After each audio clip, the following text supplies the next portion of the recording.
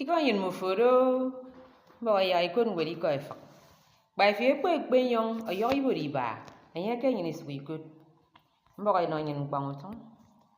Okposo gwadi oro kpukpro ogwokobio okoyon pa ye fi ekponde ke yin da ta kamba ukpono ino itubum ufoko basi.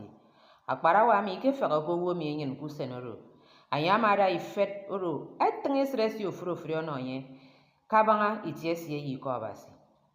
Ki borosie anya ma wure nyete imon ko iri akwa bon usen brero edi usen imo moro yaganye ayire di mo pon iko basi oyugo ye memmo kenemi ekeben ridem ridai itobosie kende mi ko wumi oko benye ntaka mi enye mi ko yugo ke yendo wanke edi akadi su ndi do mbufa fen ndian yese nya ma kenyenye ino ama bogo ifiekpo ki borosie enye tanga tai ko swene ye but adian ibana si ekpado ki se tubum ye kpukpro wo mi ke dude ki tiembre kusenero ndien ki ni mi wana sie ki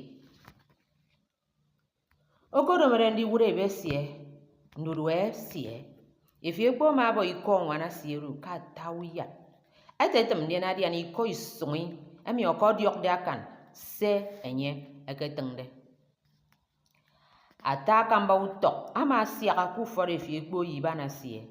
Pa ye tubo mama adomondi kpani iko utok mi. Iso yedem ike nyime kendiko. Ki yare se tubo mama araga si oworo. Ibane fi ekpo etak do ebiere di woro nyendo. Enyung edwe sa ike tempommo. Ye nyen menore fi ekpo ma sak mo te. Mo idi sem ke semu foro ite ye kammo. Isando imo yo tongon taka yogo yenti bana fene mi fonde kan mo ke kpukpruso. Ndiene ditwa mpofiok adi di ke mo kuta.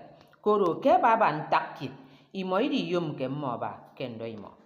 Nti bana ro ke nyemere enwana den ditem mo kesa. Owo mi akerida kwa ikwo ikombi kusenero.